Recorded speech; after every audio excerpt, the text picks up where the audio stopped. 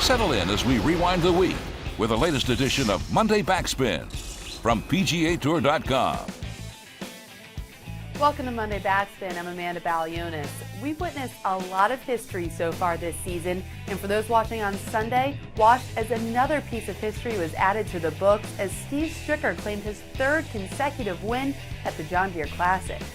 It was far from an easy road to victory for the now 11-time Tour winner as he entered the final day with a two-stroke lead, but it came down to the final putt on the 18th where Stricker had a birdie for the win and at least par to go into a playoff with 23-year-old Kyle Stanley.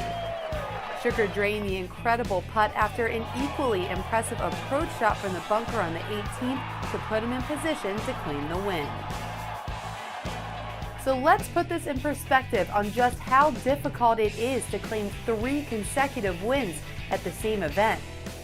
All of these players are legendary, but it's amazing to think that since World War II, only 9 players now have been able to win the same tournament 3 years in a row. Most everyone remembers Tiger Woods just dominating in the World Golf Championships for so long, and it comes as no surprise that the likes of Arnold Palmer, Jack Nicklaus, and Billy Casper would also be able to claim that stat. But now, Steve Stricker will be able to do the same. So as Steve Stricker revels in making his mark on PGA Tour history, 23-year-old Kyle Stanley, who was looking for his first PGA Tour victory, will have to settle for a ticket to the British Open. Stanley was able to punch his ticket to his first British Open championship of his career after being the highest finishing player who was not previously exempt for the 3rd major of 2011. Also heading over to Royal St. George's will be Louis Oosthuizen. It may seem like an unusual choice for Oosthuizen, who's defending his title next week, to travel all the way to Illinois to tune his game up, but it's not really that unusual, is it, Bob Stevens? Amanda, the big story this week was that a defending British Open champion would rather spend the week before defending that title here in Moline, Illinois than across the pond. But Louis Oosthuizen just loves John Deere. He bought a John Deere tractor for his farm in South Africa. First big thing he bought with his British Open winnings a year ago. He wanted to come here, asked to come here.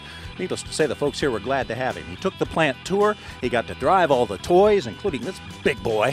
And of course, he didn't make the cut, but he did stay for the weekend to shake a lot of hands and help this tournament raise charity money, which it does better per capita than any other event on the PGA Tour.